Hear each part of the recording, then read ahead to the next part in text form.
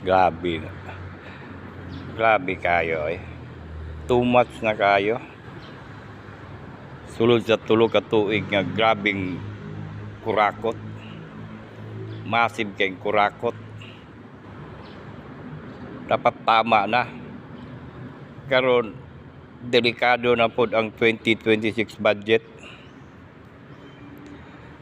Dapat maundang na gining kawat diya sa Kongreso.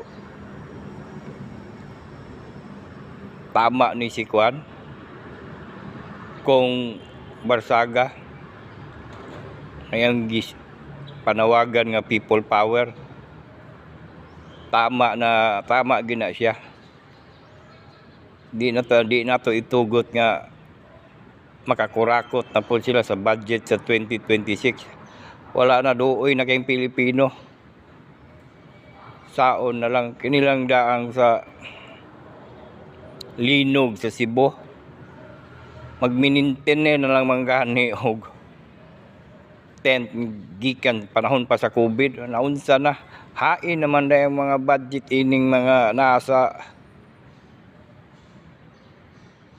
mga kalamidad.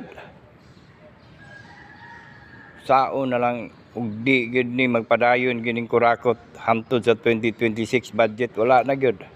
Wala na pag-asa Pilipinas mag-asenso.